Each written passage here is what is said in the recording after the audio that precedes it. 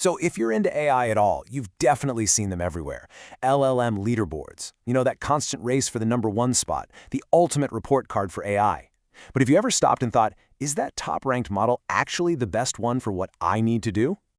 That's the million-dollar question, right? I mean, when you're building a real system, the engine you pick is, well, it's everything. Just grabbing the one at the top of the charts feels like the safe, smart move. But is it? We're about to find out that the real answer is way more complex and, frankly, a lot more interesting than just a number on a chart. Okay, so let's be super clear here. I'm not saying benchmarks are useless. They're incredibly important. Without them, model evaluation would just be a mess of marketing fluff and gut feelings, right? Leaderboards bring some much-needed order to all that chaos.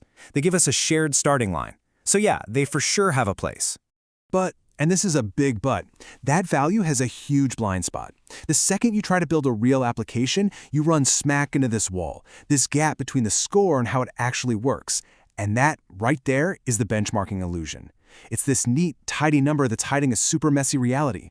Let's just put it out there, plain and simple. Benchmarks are not reality. They just aren't. They're a simulation, a very clean, very specific, and honestly pretty limited simulation.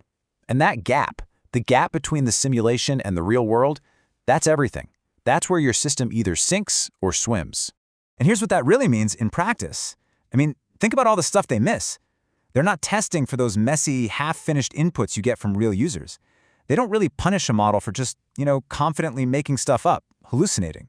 They're not checking if it can keep its train of thought over a huge 50-page document.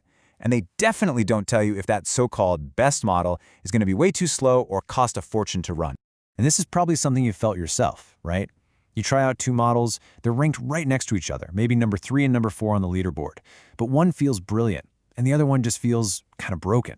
When you're not going crazy, that's the gap we're talking about. The gap between the test score and how it actually behaves out in the wild. So what do we do about this? How do we even make sense of it all?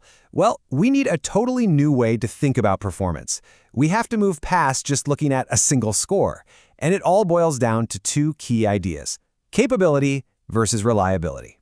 Now again, we're not saying throw the leaderboards in the trash. Not at all. Think of them as a necessary first step. But that's all they are, a first step. They're fundamentally incomplete. They give you one piece of the puzzle, and it's on us to find the rest. Okay, this slide just nails the difference. On one side, you have capabilities. This is what benchmarks are great at testing. It's the model's potential. Can it answer a random trivia question? Sure. Can it summarize a nice, clean article? You bet. But then you look at what production really needs, and that's reliability.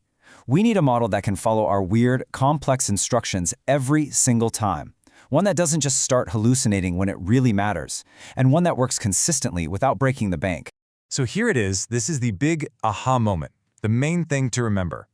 Benchmarks test capabilities. They do not test reliability. And if you're building a real system, something that people actually depend on, reliability is the only thing that matters at the end of the day. Okay, so if we can't just blindly trust the leaderboards, what are we supposed to do? What's the plan? Well, the good news is the pros, the teams building really serious stuff, they've already cracked this.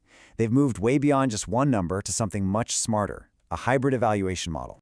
And this is basically the new gold standard. First, you use benchmarks, sure, but just to get a general baseline and narrow down the field. Then, step 2, you test the top contenders on your data, for your specific jobs. After that, you stress test them. See how they handle really long, messy documents. Then you measure the practical stuff, like speed and cost. And finally, and this is so important, you bring in actual humans to judge things like nuance and, whether the output is even useful. It's more work, for sure, but it's the only way to get a real picture of how a model is going to perform for you.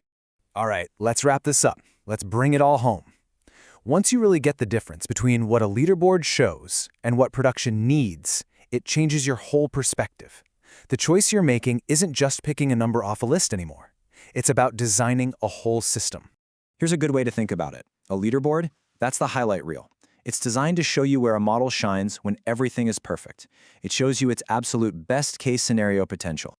But production is where the truth comes out. It's the messy, unpredictable real world. That's where you see all the flaws, the weaknesses, and where you see a model's tendency to just make stuff up when it gets confused.